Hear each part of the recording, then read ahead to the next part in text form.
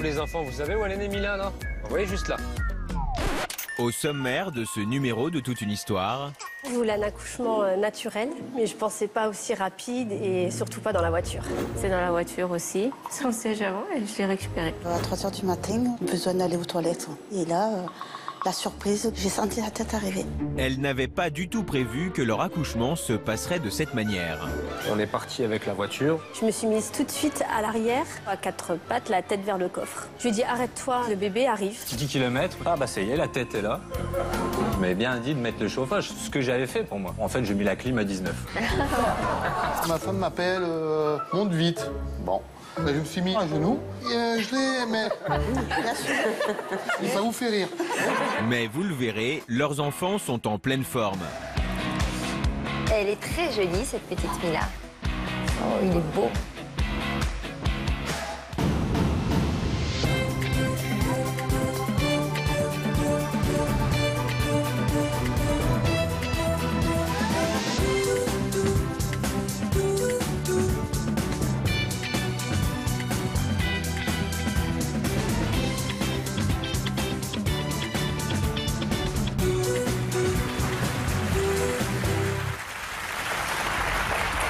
Bonjour à tous, nous allons passer ce début d'après-midi en compagnie du docteur Sylvain Tassi, bonjour, gynécologue et obstétricien, pour parler d'accouchement avec nos invités. Avant la naissance d'un enfant, la question de l'accouchement est primordiale pour les parents qui tentent souvent de tout prévoir. Mais lorsque le bébé a décidé de montrer le bout de son nez, la situation peut vite devenir rocambolesque. C'est ce que vont nous raconter Claire, Léon et Geneviève aujourd'hui. Bonjour à toutes les trois. Merci d'être avec nous sur notre plateau.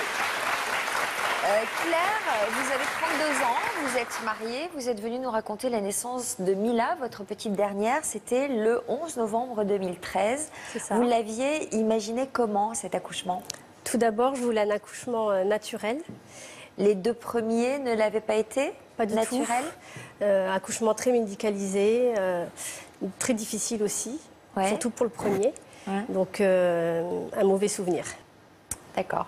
Donc vous étiez dit quoi? Que ça vous plairait d'accoucher chez vous, Tout à fait. accompagné d'une sage-femme? Voilà, c'est ça, que ce moment intime et magique pour le couple était important et aussi pour la venue du bébé, pour vraiment pouvoir profiter pleinement de la naissance. Alors est-ce que ça s'est passé comme vous l'espériez?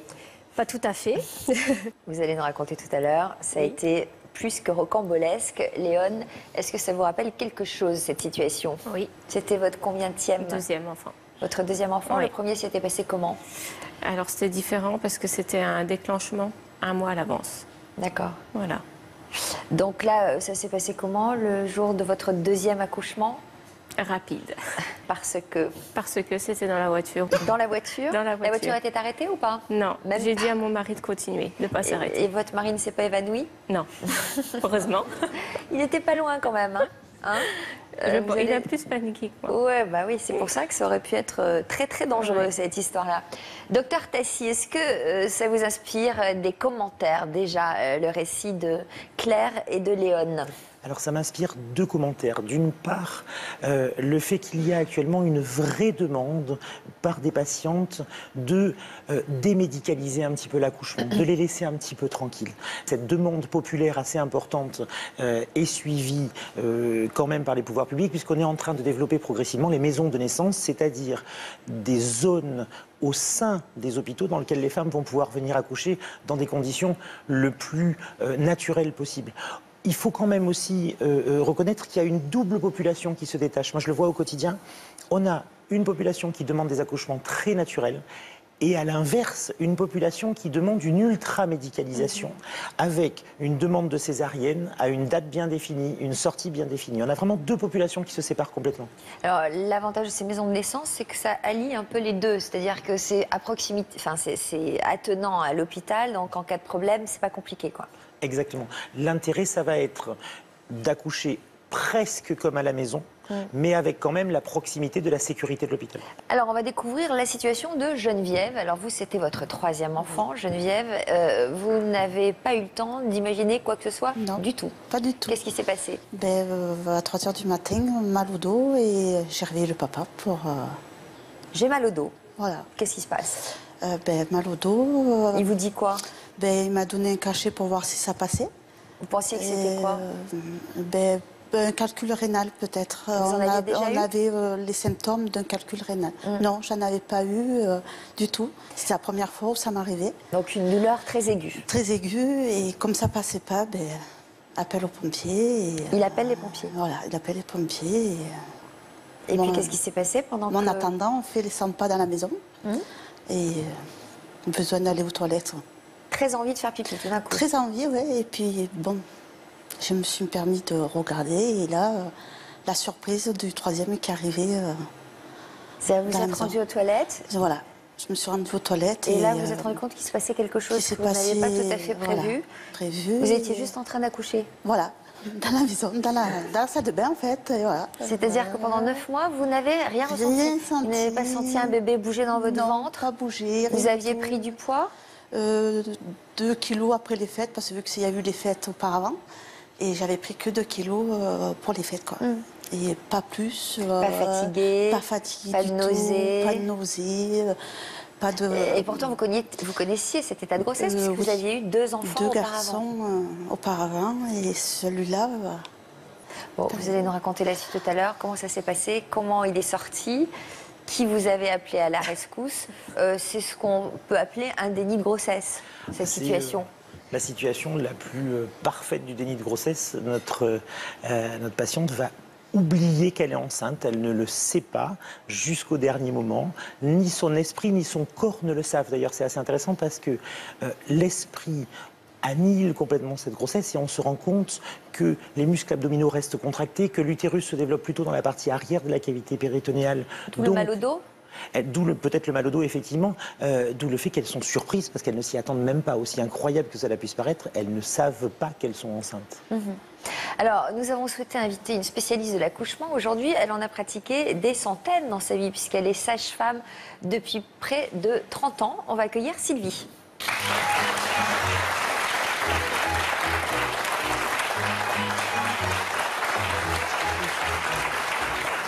Bonjour.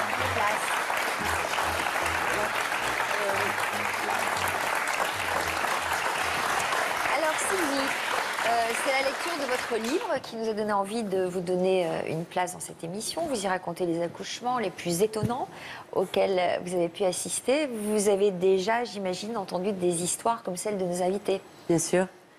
Ça fait plus de 30 ans que je suis sage-femme et il est vrai que ces charmantes dames n'ont pas eu besoin de quelqu'un comme moi, finalement, puisqu'elles ont travaillé toutes seules. Et c'est fréquent qu'on voit arriver des patientes avec leur joli bébé dans les bras. Et on se dit, waouh, elles ont été top, quoi. Et dans les voitures, dans les ascenseurs, sur les paliers, ces petits bébés sont capables d'arriver dans des situations diverses et variées. Alors, votre livre s'appelle « Pousser Madame ». Quel est l'accouchement le plus étonnant auquel vous avez assisté ou dont vous avez entendu parler? Alors, il y en a beaucoup, mais c'est vrai que j'ai un classique que je raconte depuis très longtemps dans les salles de garde. C'est celui que j'appelle mon bébé trampoline. On n'accouche pas avec des trampolines, mais j'ai une patiente qui est arrivée, qui aurait pu accoucher dans la voiture, comme ces dames. En fait, au moment où elle est arrivée, alors qu'elle avait perdu les os et qu'elle n'était pas spécialement douloureuse, attendu qu'elle avait une robe et des vêtements complètement trempés, j'ai voulu l'aider à se déshabiller pour être beaucoup plus à l'aise, pour l'installer sur la table et l'examiner. Et au moment où elle a quitté sa petite culotte, parce que, voilà, donc elle a fait le geste de se baisser. Et j'étais en face d'elle pour l'aider et j'ai vu passer un petit bébé qui est tombé dans la petite culotte, qui était au niveau des genoux. Et en fait, ça a servi d'amortisseur. D'accord, c'était pas un string alors, c'était quand même une culotte. Heureusement, ça n'était pas encore la mode. Et donc ça a amorti la chute, il a glissé et j'ai été le ramasser. Et la maman a été la première surprise, parce qu'elle n'a pas senti du tout l'envie de pousser. Il est sorti comme ça. Incroyable. À quelques minutes près, je pense qu'il serait sorti dans la voiture, voilà, si elle avait habité plus loin. Bon. Incroyable. Alors Claire, Léon et Geneviève, vous n'étiez pas seules lorsque votre bébé a décidé de pointer le bout du nez. Vos maris ont assisté, ou pas d'ailleurs, à ce spectacle. Ils sont là aujourd'hui. On les accueille.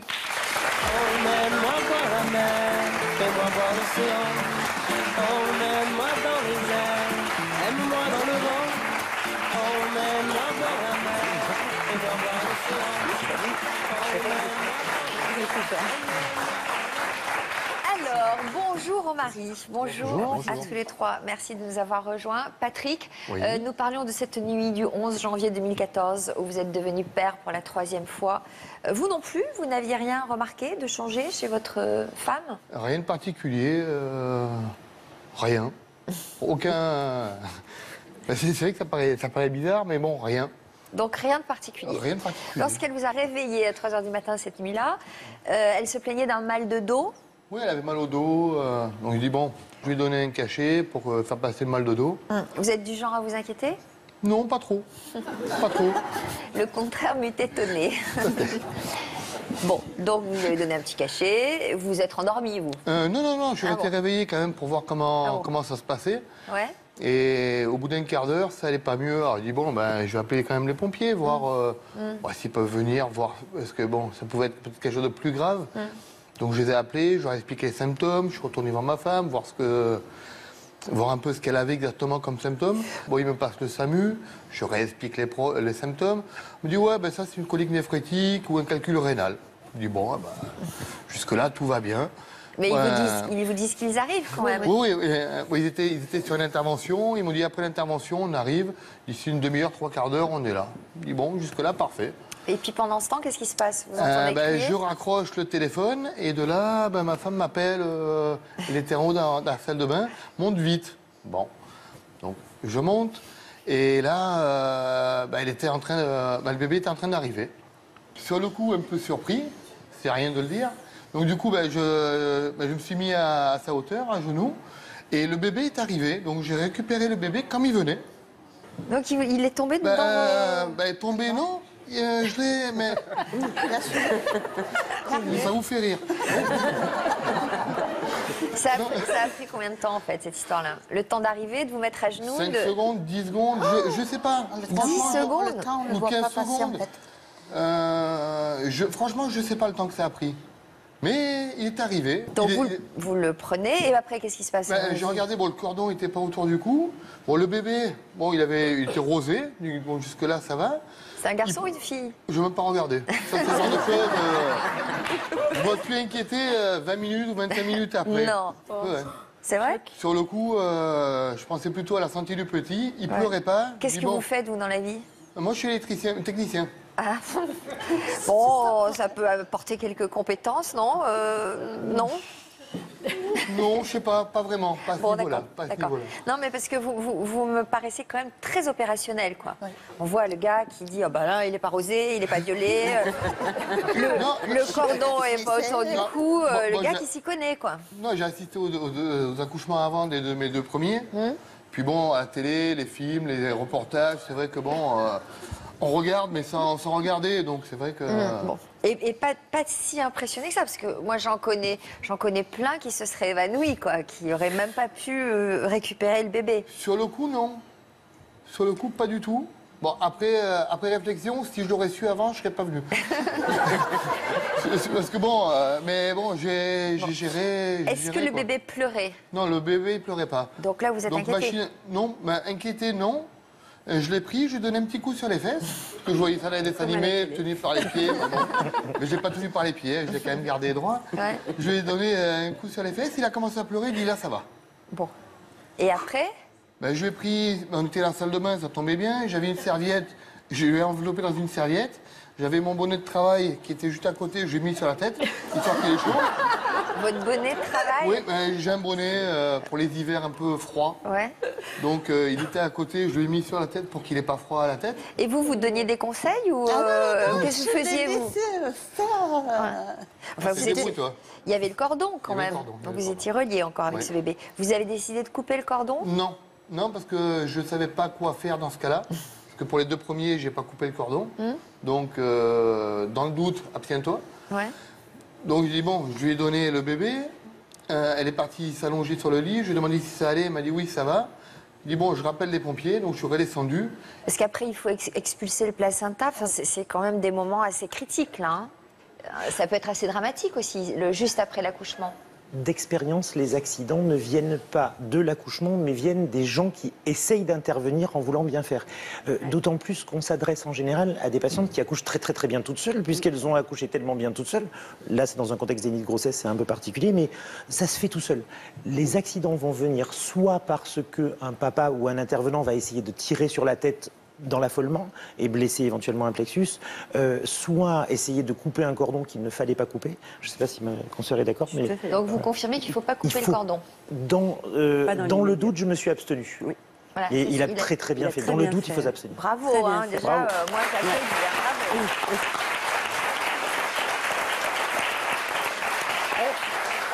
On peut rester combien de temps avec un cordon comme ça, pas coupé? J'ai jamais laissé très longtemps parce que nous, on agit relativement rapidement, mais on peut rester 10 minutes, un quart d'heure. Ça dépend si le bébé est placé plus haut ou plus bas que la maman. S'ils sont au même niveau, il n'y a pas le principe des vases communicants. Il ne se passe rien, en fait.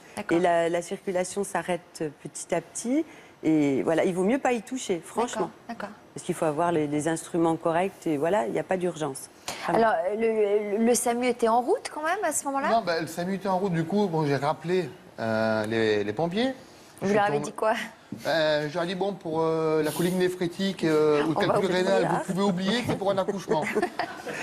La nana, à 3h30 du matin, me regardait, elle m'a dit, vous êtes sûr? Oui, un peu, là, sur le coup, il n'y avait pas spécialement de doute. Du coup, bon, ils m'ont dit, bon, je rappelle le SAMU, mais le SAMU, ils étaient encore sur Saint-Maximin. Donc, ils en avaient encore pour une bonne demi-heure avant de venir. Donc, je lui ai demandé d'appeler d'urgence les pompiers de Barjol, qui sont à 5 minutes de la maison, qui sont intervenus dans les 10 minutes, quoi, 10 minutes, un quart d'heure. Est-ce qu'il y a des choses qu'il ne faut absolument pas faire? Ne pas tirer sur la tête du bébé, ne pas toucher le bébé au moment de l'expulsion. Au moment quand un bébé sort rapidement comme ça, c'est que tout doit bien se passer et que tout va bien se passer. Et en fait, comme le disait monsieur tout à l'heure, plus on touche, plus on induit quelquefois une mauvaise position ou quelque chose qui pourrait ne pas aller. Un enfant qui sort comme ça, il sait comment il doit passer. C'est toujours un moment pour vous qui en avez vu sortir combien en fait? Vous avez fait combien d'accouchements? Je ne sais pas. J'estime à plus de 10 000 enfants que j'ai accompagnés vers notre monde, mais je ne sais pas. C'est toujours pour vous.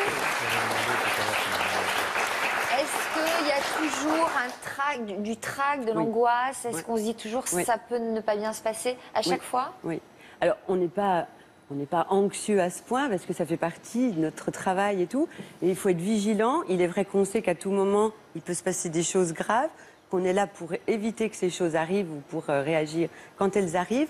Mais on n'est pas ultra tendu tout le temps non plus.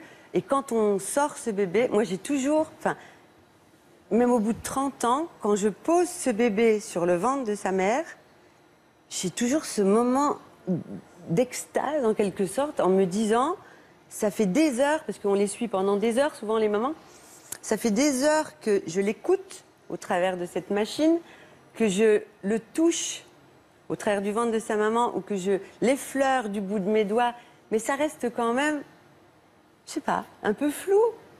C'est pas encore une personne en réalité. Et d'une seconde à l'autre, on a une autre petite personne qui est là, qui bouge, qui crie, qui...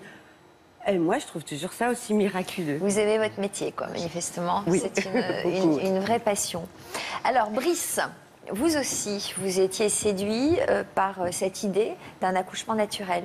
Oui, exactement. Je suivais ma femme là-dessus. Et vu que les deux premiers, c'était quand même arrivé à l'hôpital très, très médicalisé, comme disait Monsieur tout à l'heure, parce que c'était pour prévenir et puis pour avoir le côté professionnel. Mais nous, le premier, c'était long pour Sewa. Et ma femme, il y a des moments où elle voulait rester debout parce qu'elle sentait le besoin. Et on avait des internes qui étaient là, qui faisaient leur métier très professionnellement. Et voilà.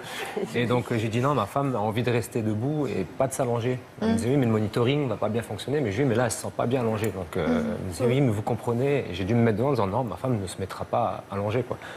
Donc en plus, avant, on avait fait de l'autonomie. Enfin, on avait essayé de faire cette démarche. Et on est arrivé à l'hôpital. Et, Ils nous ont bloqués. Ils nous ont un peu bloqués, comme je répète, c'est pas en mal, mais c'est vrai que ça frustre un petit peu. Et comme on dit, c'est vrai que le conjoint est toujours à part. Ouais. Je sais que- Évidemment, vous aviez réfléchi aux risques, à ce qui pouvait se passer, parce que c'est vrai que tout peut aller très vite et il peut se transformer de manière dramatique. Vous avez réfléchi à tout ça? Oui, on avait réfléchi, mais comme disait monsieur tout à l'heure, c'est vrai que le côté, avoir le côté médical comme des salles d'accouchement dans les hôpitaux, je pense ça très bien, parce que ceux qui veulent le faire peuvent le faire, et il y a le côté médical derrière. Et les deux extrêmes, je pense que ne sont pas forcément bonnes, quoi. Alors Claire, vous étiez, je crois, 9 jours avant le terme de votre grossesse, quand vous avez senti les premiers signes du pré-travail. C'est ça. Vous étiez où à ce moment-là? Au cinéma, Qu'est-ce avec qui mon s'est mari. passé? Vous J'étais regardiez quel genre de film déjà? Un film où on rit beaucoup? d'action. Un film d'action? Pour mon mari, ouais, il voulait voir absolument un film. Je lui ai dit, oh, bah, écoute, on y va. Donc, je sens des contractions, mais légères et vraiment pas régulières. Donc, je regardais ma montre pendant le film et bon, je lui ai dit, peut-être que c'est du pré-travail, on va voir si ça poursuit ou pas. Et ça s'est arrêté quand on est rentré à la maison. D'accord, donc vous n'avez pas paniqué plus Pas que du ça? tout. Non. Donc vous êtes rentrée, vous avez bien dormi cette nuit-là? Alors, j'ai été réveillée pendant la nuit par pardon, une ou deux contractions qui étaient un peu plus fortes et encore une fois pas régulières. Donc le matin, mon mari est parti au travail. Je ne lui ai pas dit de rester à la maison. Je me suis dit que de toute façon, il fallait laisser les choses venir en fait. Ouais, donc là, on sent quand même l'habitué.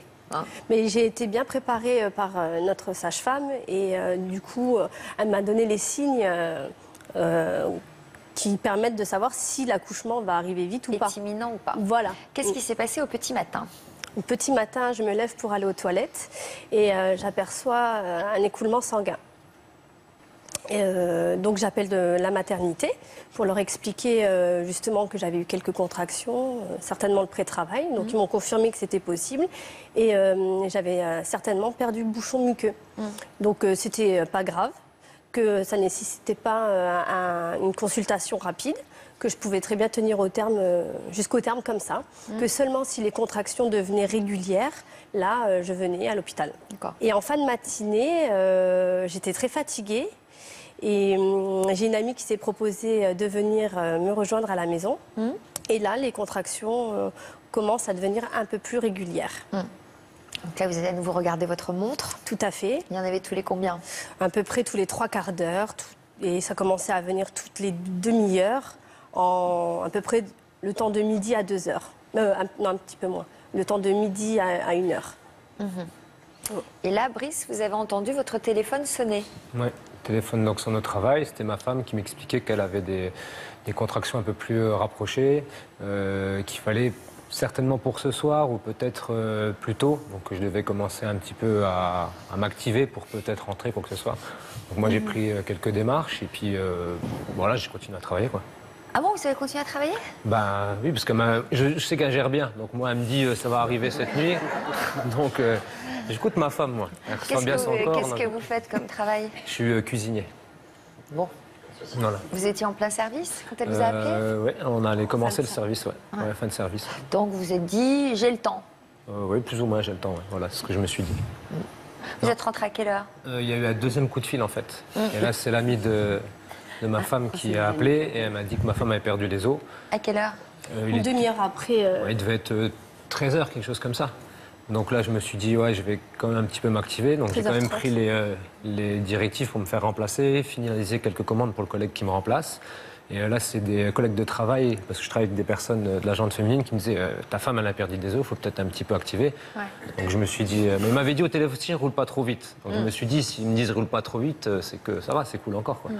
Donc je me suis changé et je suis parti. Vous pouvez lui dire n'importe quoi, il vous croit sur parole. Il me fait confiance. En fait, je ne voulais pas qu'il lui arrive un accident, mais dès que j'ai eu la poche des os qui s'est rompue, tout a complètement changé au niveau du ressenti des contractions. Et je ne voulais pas lui faire peur. Ouais. Je ne voulais pas qu'il soit dans le stress, je voulais qu'il soit serein pour venir me chercher. Bon, donc vous êtes arrivé. Qu'est-ce qui s'est passé quand vous êtes arrivé sereinement chez vous? Quand je suis arrivé, là, c'était... j'ai entendu ma femme hurler, pas crier, mais hurler. Et j'avais notre premier, donc c'est vrai, qui sautait partout en disant « Maman, elle va mourir, maman, elle va mourir. » Mais il sautillait. Il sautillait gaiement. Rigolo pour lui. Ouais, il sautillait gaiement. Et j'avais... Il avait quel âge? 4 ans et demi. Hein, 4 ans et demi. Donc voilà, et donc il y avait... Et vous étiez où? Vous étiez allongé, vous? Alors après, À ce moment-là, quand vous... à ce moment-là, j'étais sur mon ballon de gym pour la préparation à l'accouchement. Donc, Le ballon de gym? oui, les sages-femmes parfois en proposent. Bon, nous, on en avait acheté un pour notre maison. C'est un gros ballon où la maman elle peut faire des exercices dessus pour se détendre. Ah, c'est Pour se nouveau, préparer. ça. Moi, j'ai jamais essayé ça, le Les ballon ballons de gym. Pilates. Vous connaissez les ballons Ouais, Pilates voilà. Des gros ballons. Des gros ballons comme ça. Dans Voilà. les salles de Inflables. fitness, ils en ont beaucoup. C'est la- aussi. Parce que ça me faisait du bien, voilà. Parce que ça permet d'écarter les en pattes. Bah, C'est ça. disons que c'est une position qui est beaucoup plus confortable parce que vous pouvez bouger. Souvent, on a mal Le au bassin. dos pendant les contractions. Enfin, je dis on parce que Ouais. je suis passée aussi. J'ai pu tester. Ouais. Et ça permet de mobiliser le bassin, de mobiliser le dos. Donc, on a moins mal. Mais en même temps, c'est extrêmement favorable pour aider un bébé à descendre dans un bassin. Donc, si elle était sur son ballon et qu'elle a bougé, je pense qu'elle a bien aidé le bébé à s'engager dans le bassin et que... C'était le but, hein, on Bah oui, avait le bien but préparé. a été parfaitement atteint, visiblement. Donc vous arrivez, elle est sur son ballon, elle est posée, les jambes écartées sur son ballon. La première chose que je fais, je demande le temps de l'intervalle entre les contractions à son ami qui était là, Ouais. enfin notre ami, et de tête, elle me dit ouais, je pense que c'est tous les 5 minutes. Donc je fais tous les 5 minutes, c'est un petit peu rapproché, Ouais, donc là, je prends c'est les mauvais. affaires qu'elle avait déjà préparées et je regarde quand même par rapport à ses cris, je savais que les contractions, quand elle crié, c'était une contraction, quand elle arrêtait, ça descendait. C'est mieux qu'un monitoring. Ouais, voilà, mais voilà, directement. Et en fait, j'ai regardé, c'était tous les 2 minutes. Oula. Donc là, j'ai dit, pam, c'est un peu chaud. Donc j'ai dit, on se dépêche, on part. Donc là, on a laissé les enfants à notre ami. On est parti avec la voiture. Elle était à combien de distance, la maternité? 40 km à peu près. 40 35, km. 40, ouais, voilà. Donc on est parti. Bon, j'ai pas forcément respecté trop les limitations de vitesse, malheureusement. Vous étiez affolée là ou... Non. Pas Non, affolée. ça allait. Bon. Ça allait, elle était à l'aise derrière. Alors Claire et Brice, pendant la préparation de cette émission, notre équipe est partie à la rencontre de votre famille pour revivre avec vous toute cette journée mémorable. On regarde et puis vous allez nous expliquer tout ça dans le détail juste après. À Florange, en Moselle. Mila a aujourd'hui 2 ans. Ah oui, c'est mieux que sur le nez. C'est qui? Qui c'est qui vient te voir ce matin? Oh, coucou Mimi! Viens chez tata! Bonjour Ingrid, Titi! Ingrid, son amie, était chez Claire le jour où la petite fille est née. Tu veux mettre le chocolat avec elle comme ça pendant que je range et... Un lien particulier s'est créé entre Mila et sa marraine de cœur. Ingrid, c'est l'amie la plus proche que j'ai aujourd'hui. Elle a été une aide formidable. Je savais qu'elle était là si j'avais quoi que ce soit, un malaise ou X problème. Du coup, je pouvais vraiment me concentrer. Et ça, c'était important pour me préparer à la venue de notre enfant. Elle m'a dit là je perds les os et ben, là on a compris que c'était pour ces jours-là. C'est sûr qu'on était déjà proches avant, mais de vivre des expériences ou de vivre des moments forts comme ça avec une amie, ça renforce des liens. Et puis c'est sûr que quand je regarde Mila, je pense souvent à cette journée. Tu veux plus? Tu veux qu'on essuie les mains? Oui. Allez, on essuie les mains. Brice est cuisinier. Après le service, il peut enfin retrouver sa petite tribu. Coucou Mila. Salut, ça va? Comme ça, on va aller voir l'âne. Après, qu'est-ce qu'on va aller voir? Les chevaux. Tous les enfants doivent se préparer car cet après-midi, c'est visite du parc animalier. Et cette route est chargée de souvenirs pour Brice et Claire. Vous les enfants, vous savez où elle est née, Mila, là? C'est ici, les enfants. Vous voyez, juste là. Papa, il s'est arrêté. Hop, regardez là. Donc papa, il est venu avec la voiture. On n'a pas le droit, mais c'était important. Il s'est mis, hop, de côté et il s'est mis ici. Bah, ici. Voilà. Ça fait bizarre d'en passer par là? Ouais, je me dis, on a vraiment eu de la chance que tout se passe bien le jour-là et que tu m'as bien assisté. Très unie, la famille savoure aujourd'hui pleinement tous les moments qu'elle peut passer ensemble. Mets la main à plat, Mila. Oh bah dis donc, c'est roulé dans la boue. Bonjour toi. Je pense qu'aujourd'hui, je suis un père épanoui du fait que j'ai 3 enfants. C'est ce que j'ai toujours souhaité avec ma femme. Il est coincé dans la boue. Oh, il glisse dans la boue. Et comme tous les couples, il y a des hauts et des bas. Donc la naissance vraiment de Mila Le moment, comme ça s'est passé, forcément, c'est pas anodin, donc ça nous a vraiment soudés. Je pense que, je sais pas comment expliquer, mais ça, comme une finalité, c'est vraiment un petit peu magique, quoi. Mon mari a beaucoup changé depuis qu'on est parents de 3 enfants. Déjà dans le temps qu'il attribue à la famille, mais aussi par rapport à voilà, son investissement en général.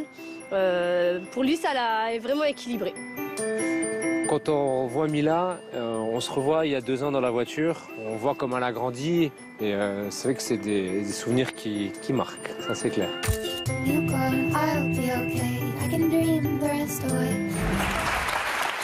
Alors, on a découvert le lieu où s'était produit cet accouchement. Vous étiez installé comment dans la voiture? Donc, j'ai pas été à l'avant. Je me suis mise tout de suite à l'arrière et j'étais pas attachée parce que de toute façon, j'étais incontrôlable à ce moment-là. C'est mon corps qui décidait. Parce que vous aviez trop mal? Oui. Je voulais surtout pas être assise. La position, j'ai essayé, hein, mais c'était pas possible d'être assise à ce moment-là. Alors, comment vous vous êtes installée? Donc j'étais plutôt à genoux sur la banquette arrière, même parfois à 4 pattes, la tête vers le coffre. Donc, c'est-à-dire un truc comme ça, quoi. Exact. Comme ça, avec la tête dans le coffre. Oui. Bon, et alors vous, devant, ça, vous la regardiez dans le rétroviseur? Non, j'écoutais plus. Je regardais plus devant parce que vu que je roulais à allure assez rapide, je faisais plus attention à la route. Et notamment, à un moment, on a croisé la police. Je me suis dit, pourvu qu'ils ne nous arrêtent pas ou quoi que ce soit. Et je pense, alors, où ils n'ont pas regardé, ou ils ont peut-être vu ma femme dans le pare-brise en se disant, on va peut-être les laisser passer. Parce que vous deviez avoir quand même un ventre proéminent. Oui, je ne sais pas si on voyait ça de l'extérieur, mais bon, j'étais un peu parfois derrière, parfois je me tenais au plafond de la voiture. En hurlant, vous aviez très mal? Oui. En hurlant. Alors c'est vrai que pour les autres accouchements, pas un son, je souffrais en silence, mais là j'avais besoin d'exprimer. Puis l'intimité faisait que je pouvais aussi. J'ai jamais entendu hurler comme ça. Ah ouais? Pas aussi fort. Mais vous n'étiez pas paniqué, vous, au volant? Bah non, parce qu'en fait, je me dis, vu qu'avant, pour le Sewa, elle avait eu la péridurale, pour Lilou aussi, je crois. Donc je me dis, ça calme beaucoup, quoi. Donc là, je me dis, il n'y a pas de calmant, rien du tout. Donc je pense que c'est normal d'avoir... Puis je sais que quand on hurle, on extériorise, donc ça aide aussi. Donc, bon. Non, alors là, vous étiez à ce moment-là, vous étiez à combien de kilomètres de la maternité? Là, quand il y a eu les hurlements, là, plus on était à 15-20 km de la maternité. Là. Voilà. Et à un moment où ça n'a plus été soutenable. Moi, j'ai levé la tête, j'ai vu qu'on n'était vraiment pas près d'arriver et je lui ai dit, je vais accoucher dans la voiture. Et il me disait, je me souviens, il y a eu un regard dans le rétroviseur et il me dit, non, l'air de dire, je vais te ramener à l'hôpital, ils vont faire ce qu'il faut. Mais moi, je sentais que c'était pas du tout ça, que mon corps décidait que c'était soit j'accouchais, soit je mourais tellement que c'était fort. Ouais. Donc, à un moment, vous lui avez dit de s'arrêter? Oui. Je lui ai dit, arrête-toi tout de suite, le bébé arrive.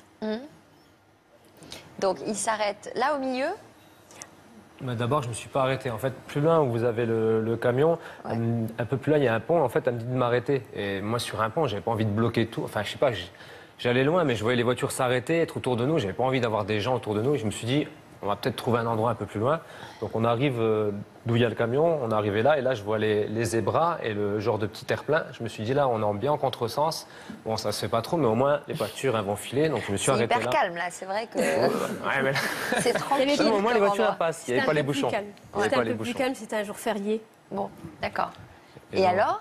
Donc je m'arrête là et elle me dit là je vais accoucher, donc je descends, donc j'enlève tout ce qu'il faut enlever. C'est-à-dire vous enlevez quoi? Alors en fait je lui dis regarde si tu vois la tête du bébé. Et alors vous étiez toujours dans la même position? Alors là je m'étais allongée sur la banquette, j'avais le siège auto de mon fils derrière la tête. Bien dur. Et donc je lui dis regarde, je suis sûre que tu vas avoir la tête. Et donc il descend mon pantalon et mes sous-vêtements et il regarde mais en rapide. C'est bon, on voit rien, on repart. Et il repart pour fermer la porte. Et là, j'ai eu un cri avec l'envie de pousser et c'est ce qu'il a entendu. Il est revenu. Quand il m'a entendu pousser, après le cri, il s'est dit non, là, je vais l'écouter, à mon avis. On entend la différence au niveau des cris de douleur. Enfin, j'ai eu la chance de reconnaître ça, de quelqu'un qui crie parce qu'il a besoin d'extérioriser par rapport à la douleur et de quelqu'un qui pousse. C'est pas les mêmes cris, je sentais que c'était plus Il de la va douleur. finir par vous remplacer. Hein. Pas du tout. Pas du tout. Pas du tout. Je vous embauche. Non, ça va. Et donc en fait, je suis revenu et je sentais que c'était pas la même chose, qu'il y avait vraiment une poussée, parce qu'il y avait un petit peu d'apnée qui permettait justement de contracter les muscles. Vous faites de la plongée sous-marine, quoi? Du tout. Non, je suis dans le sport et je connais les douleurs par rapport aux muscles, etc. Une contraction. Donc en fait, j'ai regardé. Là, c'est vrai que je commençais à avoir des cheveux et je lui dis, le bébé arrive. Et elle me disait, ouais, je sais. Donc la poussée. Et puis ce que j'ai fait, comme monsieur a dit, je savais j'allais juste accompagner. J'ai laissé faire ma femme, je lui disais pousse au moment où elle devait pousser. Je sentais quand elle reprenait sa respiration, je disais de repousser et j'ai simplement accompagné le bébé. Je n'ai pas tiré, je n'ai pas touché. Avec les bons gestes et tout, hein, le bon accompagnement. Disait, la peur, je pense, en tant que non professionnel, c'est tout de suite on a regardé. J'ai aussi regardé, j'ai peur, je me dis, ouais, si le cordon est autour du cou, là, je ne saurais pas su quoi faire ou si ça le bloquait, on ne sait pas comment que ça se passe. En fait, on a eu de la chance. J'ai laissé ma femme pousser. La petite m'a dit, ouais, fais attention, s'il y a une épaule qui passe, etc., etc. Tout est bien passé. La tête était en premier. Je l'ai prise. Je l'ai mis en peau à peau directement sur ma femme pour garder la chaleur. On avait des vêtements propres. Je lui ai mis directement dessus. Et puis, je suis remonté pour partir à l'hôpital, quoi. Et donc, vous les avez emmitouflés pour pas qu'elles aient froid. Et le cordon? Le cordon, je l'avais laissé. Non, je ne vais pas m'amuser à le couper. On savait qu'on avait vu des reportages, on savait qu'il y avait... Nous, on avait entendu voilà une quinzaine de minutes avant de devoir couper. Je sais qu'il restait 7-8 km avant l'hôpital. Donc là, je suis remonté devant. J'ai tenu ma femme parce que vu qu'elle avait le bébé, elle était sur la banquette. Donc moi, je devais tenir ma femme comme ça, rouler comme ça. Et de temps en temps, j'essaie de caler, de prendre le portable pour appeler l'hôpital. Waouh, c'est un surhomme. Hein. Il en fait des trucs avec tous ses bras. Il tient sa femme, il conduit. Je pense que c'est que tout le monde aurait eu plus ou moins ce réflexe. On sait qu'il faut tenir notre femme pour pas qu'elle tombe. On sait qu'il faut rouler, tenir le volant, mais quand même essayer de prévenir l'hôpital parce que bon, ce qu'il y a, c'est que c'est des hôpitaux. Alors, attendez, pendant que vous préveniez l'hôpital, vous l'avez fait avec quelle main alors? Parce qu'il y en a un qui tient votre femme, un qui tient le volant. Non, mais en fait, le téléphone posé. Coincé. Non, j'étais comme ça, je tenais ma femme. Là, si vous avez le volant qui est là, j'ai la chance d'être grand, vous tenez en ligne droite et vous appelez comme ça. C'est pas le truc à faire, c'est clair. Je veux dire, c'est les feux rouges qui étaient compliqués où on avait peur parce qu'il y a des axes qui sont assez dangereux. Donc là, on a fait quand même attention. Donc jamais de panique. Non. En fait, un bon stress. Ouais, un bon stress qui... Comme disait Patrick, c'est des situations, il y en a certainement plein d'autres qui sont tellement extrêmes, on n'a pas le temps de réfléchir. Ouais. Ça va beaucoup trop vite. Vous pouvez pas vous dire, je commence à... Voilà, vous parliez tous les deux, là, une fois que vous aviez le bébé contre vous, pendant qu'il conduisait, vous échangiez Surtout avant. Je lui donnais les directives, en fait. Je lui disais, fais pas ci, fais pas ça. Elle me disait quand même, la petite va bien, etc. Après, voilà, moi, je m'occupais de la petite. Elle était sur moi et sa respiration s'était un petit peu accélérée. J'ai vraiment posé sur mon sein. Qu'est-ce que vous avez ressenti, vous, à ce moment-là? C'était magique dans le sens où... déjà, un grand soulagement, parce que plus de douleur et que tout aille bien. Et que la petite, elle était sur moi. Pour le coup, c'était votre moment à vous. Personne ne vous l'a volé, ce moment-là. Vous l'aviez contre vous, dans la voiture. Vous étiez, pour le coup, dans votre bulle, dans votre cocon. C'est ça. Je souhaitais un accouchement naturel, j'en pensais pas tant. Alors, comment on vous a accueilli? Vous êtes arrivé à la maternité, comment on vous a accueilli le personnel? En fait, j'ai réussi à voir l'hôpital juste avant d'arriver, arriver à l'entrée. Donc, ils m'ont dit, on prévient les urgences. Donc, nous, on est passé par le côté des urgences. Je me gare, je laisse le chauffage avec la voiture tournée. Et j'arrive dans les urgences. Je sais pas, par réflexe ou gentillesse, je commence à faire la queue. Je fais comme ça, je fais, ah non, faut peut-être pas faire la queue. Donc, je me dis, excusez-moi, je vous double juste. Alors, les gens me regardaient en disant, on est tout le monde aux urgences. Je laisse le chauffage et le moteur tourner. On sent quand même, le gars est opérationnel. Hein, mais il faisait 2 degrés dehors quand même. Donc, ah oui, il faisait 2 degrés. Il faisait 2 degrés dehors. On s'était amusé une fois, c'était dans un genre de hammam qui donne à l'extérieur. Je m'étais amusé à porter ma femme pour voir, il faisait froid dehors, pour voir la différence de température qu'il faisait, ce que la petite avait subi. C'est vrai que c'est quand même un choc. Donc j'arrive aux urgences, je passe devant et je dis, ma femme a accouché. Ils avaient reçu un coup de fil, donc il y a un urgentiste qui arrive, il me dit, on ressort. Il ouvre la porte, donc ma femme était avec la petite ici, il ouvre la porte, il referme, il dit, mais elle a accouché. Et je dis, oui, elle a accouché, quoi. Il me dit, non, mais je croyais qu'elle allait accoucher. Alors il me dit, ça va? Je dis, oui. Il me dit, vous voulez un verre d'eau avec du sucre? Je dis, non, vous en voulez un? Il me dit, non, ça va. Je dis, faudrait peut-être mettre des couvertures. Ah oui, hop, je commence à mettre dedans. Il me dit, mettez le chauffage. Mais je dis, le chauffage est mis. Ah, d'accord. Et après, il y a un autre urgentiste qui arrive. Vous avez porté secours à l'urgentiste. Je pense qu'ils n'ont pas l'habitude, c'est pas les cas-là qui doivent subir. Ils doivent subir des coupures, des bras cassés ou autres, plus graves, malheureusement, mais pas ce genre de choses-là, quoi. Et ils avaient eu le cas d'une personne qui est arrivée avec sa femme qui avait accouché, justement, où le père avait fait un malaise. Donc c'est pour ça peut-être qu'ils me demandaient ça. Et dès que les sages-femmes sont arrivées, il y a vraiment eu une vague de tranquillité. Ils sont arrivés, ils ont ouvert la porte, vous inquiétez pas, madame, etc. Ils ont pris ma femme en main, ils ont coupé le cordon, je crois. Donc c'est pour la 3e lagée. Ah non, ils m'ont fait couper le cordon. Non, ils ont coupé le cordon, je ne sais plus. Enfin, voilà, ils ont pris ma femme. C'est la seule. Voilà, c'est la seule où j'ai pas coupé. Et ils ont pris ma femme et nous on a suivi, là tout allait bien. Donc, bon, bah, super, c'est une super histoire. Nicolas, vous aussi, vous avez emmené votre femme en urgence à l'hôpital alors qu'elle était à peu près à 2 semaines du terme. Oui, 2 semaines et demie. Je l'ai emmenée dans la nuit du dimanche au lundi. À minuit, elle s'est levée pour aller faire pipi. Bon, classique, hein, femme enceinte, ça presse un petit peu. Donc, et en se levant, voilà, elle me dit ça y est, je crois que j'ai perdu les os. Va réveiller le petit frère, enfin, va réveiller Noé, donc notre premier fils. On l'emmène chez tes parents et on part à la maternité. Bon, très bien. Je suppose qu'on prépare nos petites affaires, on met la valise dans la voiture. Direction l'hôpital. Arrivé à l'hôpital, ils lui ont fait quelques examens, monitoring, test. Non, madame, apparemment vous n'avez pas perdu les os, c'est très bien, tout va bien. On vous invite gentiment à rentrer chez vous. À mon avis, le bébé est encore là, tranquille, pendant 15 jours, bien au chaud. Bon, tant mieux. Après, ils nous ont quand même laissé le choix. Si vraiment vous voulez, pour vous rassurer, on peut vous garder, mais bon, autant rentrer chez vous, vous serez plus tranquille. Bon, si c'est pour être plus tranquille, on rentre chez nous, pas de souci. Et le lendemain matin, à 9h, 10h, elle me réveille, parce que forcément, elle est rentrée à 4h, 5h du matin, donc on a profité pour dormir quelques heures. Et ouais, à 10h du matin, réveille-toi, ça recommence, je crois qu'on va y retourner. On y va, c'est parti. Non, prends ta douche, déjeune tranquillement, on a le temps. Mais t'es sûr? Oui, prends ta douche, déjeune. Ok. Bon, j'ai déjeuné, j'ai pris ma douche, nous sommes partis. Et au bout d'une dizaine de kilomètres, elle me dit, on n'arrivera jamais. Donc vous étiez installé devant ou derrière, vous? Devant. Devant. Côté passager. Ok. Elle était d'un calme, mais olympien. Elle est assez anxieuse, on va dire. Là, je ne l'ai jamais vue aussi. Elle a l'air plutôt calme, hein, quand même. Quand je la là, vois, oui, là, mais je pense que rien que d'être sur le plateau, elle stresse comme moi. Mais elle est plutôt d'un naturel anxieux. Et là, zen. Je ne l'ai jamais vue aussi calme. Comment vous l'expliquez, ça? Je ne sais pas. C'est l'instinct, je pense. Vous vous disiez, il faut que je reste calme? Même pas, non, j'étais sereine. Bon. Mais elle criait pas comme... voilà, c'était... Non, c'est juste... 10 km, on m'a dit on n'y arrivera pas, on a refait une dizaine de kilomètres. Ah ça y est, la tête est là. Là, je savais pas si... je dis c'est bon, il reste plus que 5 minutes, 10 minutes. Quand même, vous aviez pris le temps de vous déshabiller? J'ai senti descendre d'un coup. J'ai dit, il faut que j'enlève mon pantalon. Mais en voiture, c'est pas évident. On décroche la ceinture, on essaye de baisser le pantalon. Avec les contractions, c'est pas évident. J'y suis arrivée. Et la tête est sortie. Et alors vous continuiez à conduire? Je lui ai dit de pas s'arrêter. Elle m'a dit, continue, il faut qu'on aille à la maternité. Donc quand elle m'a dit la tête est sortie, donc effectivement, j'ai essayé de jeter un œil, mais tout en conduisant, en se concentrant sur la route, parce que là je me dis, c'est pas le moment d'avoir un souci. Donc j'ai quand même téléphoné aux pompiers, avec le kit Mali, bien sûr.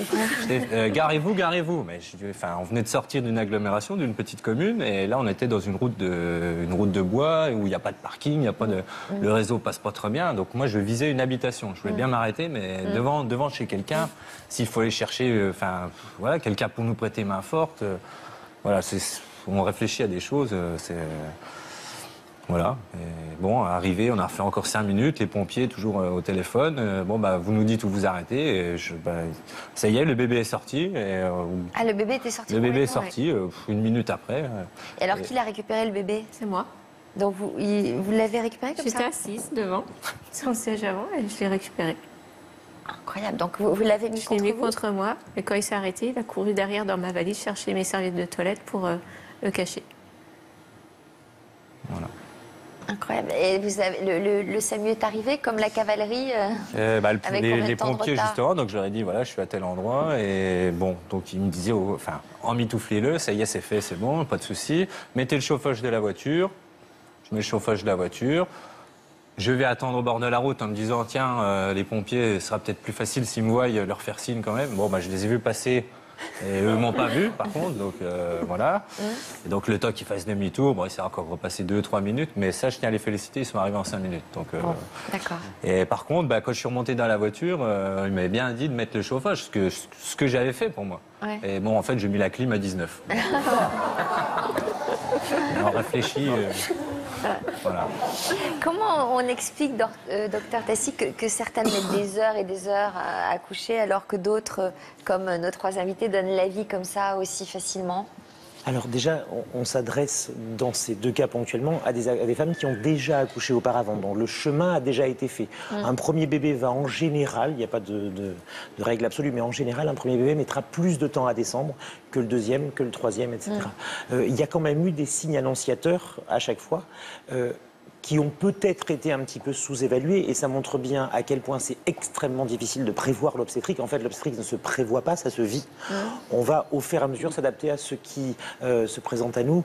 On peut très difficilement anticiper, et ça nous vaut très régulièrement des pièges où on fait rentrer des patientes alors qu'elles accouchent 2 heures après. Des fois, elles nous en veulent, et on leur dit, mais on ne peut pas le savoir ce qui va se passer 2 heures après. Quel est l'accouchement le plus rapide et l'accouchement le plus long que vous ayez vécu? Le plus rapide, c'est pas le temps de l'installer dans la salle d'accouchement, en fait. La porte s'ouvre et voilà, boum, elle accouche. Voilà. Le plus long, elle va m'en vouloir sans doute, la patiente, parce que je peux chiffrer vraiment sur des déclenchements, par exemple, quand on utilise certaines méthodes sur un col qui est absolument pas mûr, on peut avoir un enfant qui naît 48 heures après le début de notre action. Le vrai travail en lui-même peut durer quand même 14-15 heures pour certaines patientes, d'autres 1 heure. 14-15 heures de contraction. Oui. Donc là, ça peut être dangereux quand même, ça peut être fatigant pour le bébé, non? C'est fatigant pour la maman et pour le bébé. Alors c'est pour ça que nous, on médicalise, parce qu'on, comme disait le docteur, on prend des précautions, quoi. Donc on a des monitorings qui nous montrent si l'enfant supporte toujours bien les contractions ou pas. C'est vrai que sur un travail particulièrement long, on peut être amené effectivement à ce que le bébé en ait un petit peu assez. On a entendu ces récits d'accouchement très rapides. On a souvent des témoignages dans cette émission d'hémorragie après, au moment où les mères évacuent le placenta. Là, ça se passe combien de temps après l'accouchement en général? Alors normalement, le placenta doit sortir dans les 30 minutes qui suivent l'accouchement. On considère que c'est le temps maximum normal. Au-delà, ça commence à être pathologique. C'est dans l'heure ou dans les 2 heures qui suivent l'accouchement qu'on va avoir potentiellement des hémorragies.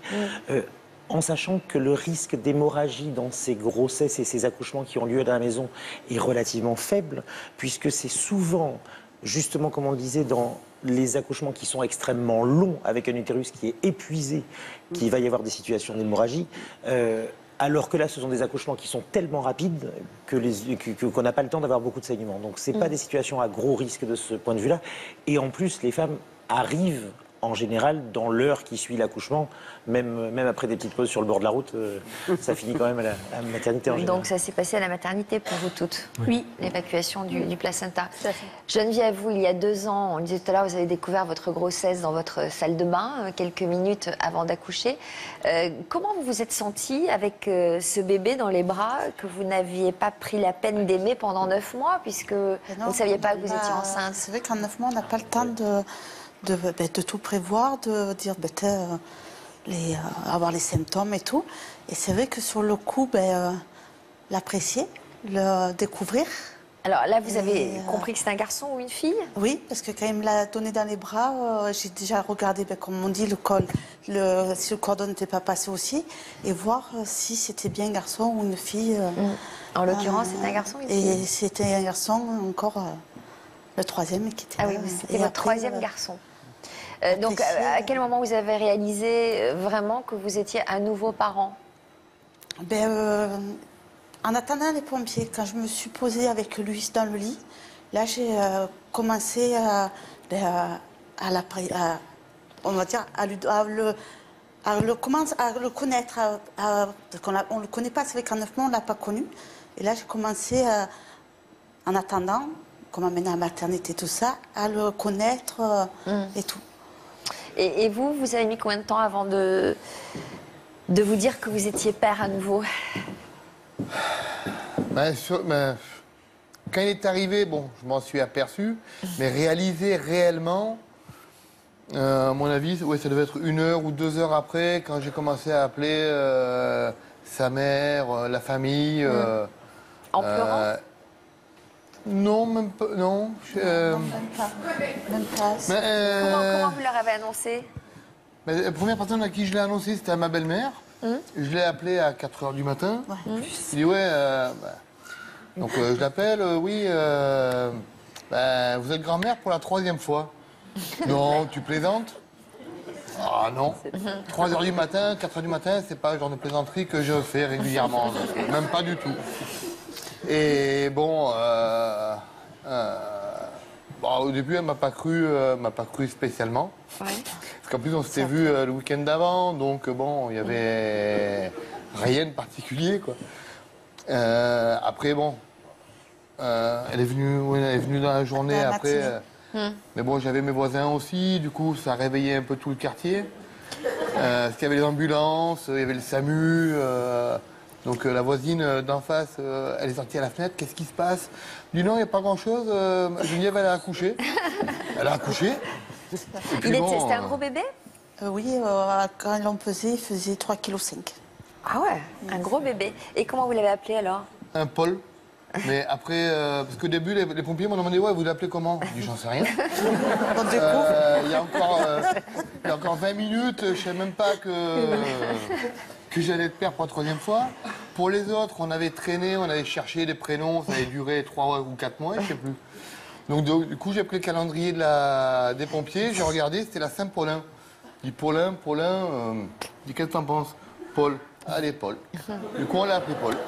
Allez, on va accueillir Alexandre, Thomas et petit Paul.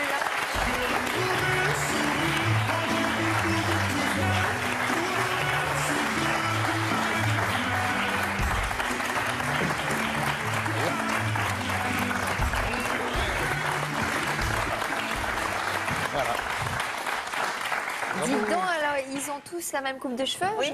C'est quoi? C'est la coupe... C'est la coupe où on laisse... C'est la coupe Chris Waddle, non? Il n'y avait pas un autre footballeur qui c'est avait la marque de famille, ça. Ah bon? Vous Moi, aussi, vous êtes comme ça? Non, moi non. Ah bon? Moi, j'ai tout coupé, moi. Il a laissé pousser pour Alexandre et après, quand il a coupé les petits, il a coupé les siens aussi. Ils se ressemblent, ces 3 garçons.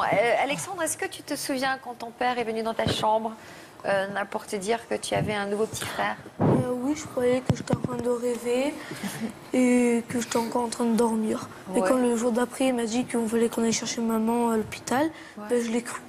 Bon. Et comment t'as réagi? Ça t'a fait plaisir? Oui, très plaisir. Est-ce que vous aviez envie d'avoir un 3e enfant? Vous pensiez que vous en auriez un 3e un jour? Non, on n'y avait pas pensé spécialement. On a eu 2, 2 c'est bien. Après 3 c'est mieux aussi. Et depuis?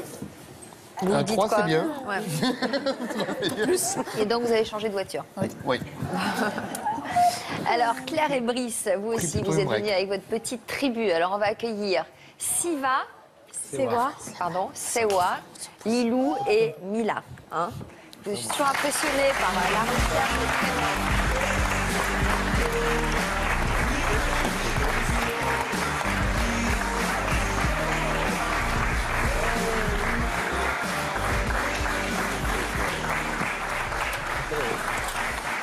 On sent que le petit garçon est habitué à gérer ses sœurs. C'est toi qui commandes, hein. On sent que tu portes ça sur tes épaules. Hein.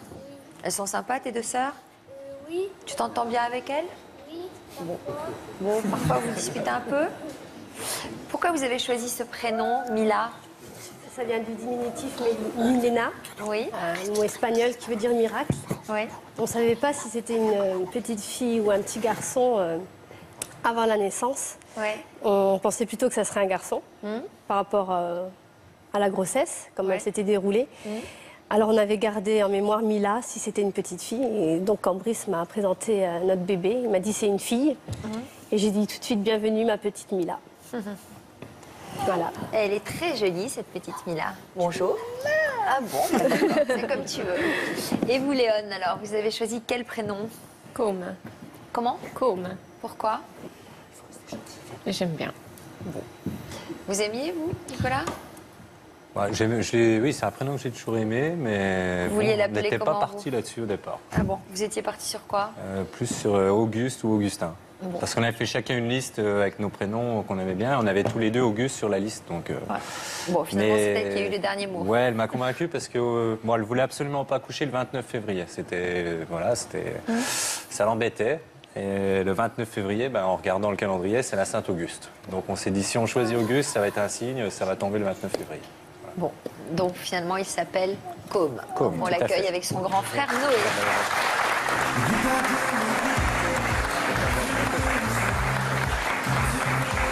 Tu récupères le bébé? La maman va récupérer la grande. Merci. Ça va? Ok? Ouais? Ah bah viens. Il est petit. Donc c'était il y a combien de temps? Le 22 février. Ah ouais. 1 mois et demi. Oh, il est beau. Il mange des carottes? Non. Il a bonne mine, hein? Il est toujours calme comme ça? Oui. Très très calme. Ouais. Franchement, ça n'a pas l'air d'être un problème. Hein, Non, du tout, non. D'être arrivé dans la voiture, ça n'a pas l'air de lui poser un gros problème. Très bien, merci à tous pour ces témoignages étonnants. Et bravo pour ces jolies familles. On vous souhaite encore de vivre plein de belles aventures avec vos enfants. Et puis on souhaite bonne chance à celles qui vont accoucher cette année. Nous profitons de cette émission pour féliciter Déborah, notre directrice de rédaction, qui donnera la vie pour la première fois cet été. Merci à nos deux experts. Merci d'avoir été avec nous. Merci à vous pour votre fidélité. N'oubliez pas notre rubrique dans Version Féminin chaque fin de semaine. Là, tout de suite, dans l'Histoire continue, nous accueillerons Michou, l'homme en bleu qui, malgré ses 84 ans, continue à animer les nuits parisiennes. A tout de suite. Merci. N'oublie pas de m'oublier, un jour sur deux on s'aime, une nuit sur deux je traîne ma peine. N'oublie pas de m'oublier, les ragots, les larcènes, parasite ma boîte crânienne. Pourvu qu'on se souvienne, j'aime quand tu dors dans mes habits, quand tu devines ce que je n'ai pas dit. Sur les civières on pense. Il voit toujours la vie en bleu. Il est le roi des nuits parisiennes. Il va bientôt fêter ses 85 ans. Michou est aujourd'hui l'invité de l'Histoire continue. Je suis très ému, très aimé, je vous dis un grand merci. Avec Alain Turban, son meilleur ami, et Oscar, le directeur artistique de son cabaret, nous reviendrons sur la carrière de cette grande figure de Montmartre. Je trouve que c'est une icône. Dans 100 ans, on parlera encore de Michou. Et Renaud partira à la découverte de son univers bien à lui. Et je ne vous entendais pas si... Tous les soirs, c'est un plaisir pour moi d'être ici. Une émission haute en couleurs à découvrir dans un instant.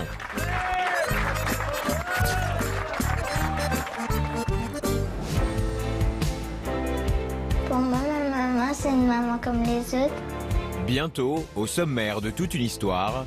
Dominique a eu une césarienne, elle a fait une hémorragie importante, invasive. Elle est handicapée à 95%. Votre père avait été hospitalisé pour une opération a priori sans risque. Il nous a dit clairement, donc, votre papa est mort. Là, tout s'écroule, quoi. Des familles meurtries. Nous vivions vraiment un bonheur excellent. Là, le ciel m'est tombé sur la tête. On est passé vraiment du bonheur complet au drame complet. On n'a pas fait le deuil du décès de notre papa. Confronté à l'inacceptable. Vous pensez quoi en fait? Qu'il y a eu une équipe incompétente? Oui, c'est ça. Je me bats pour qu'ils avouent leur faute et puis qu'ils réparent le préjudice. On attend que le jugement nous dise clairement, voilà, il s'est passé ça et ça, et ça nous permettra à nous de faire notre deuil. Quand on va à l'hôpital, c'est pour en sortir mieux et pas pour en sortir moins bien. Le préjudice, il doit être réparé de façon intégrale. On ne doit pas laisser quoi que ce soit. Ça doit aller jusqu'au bout.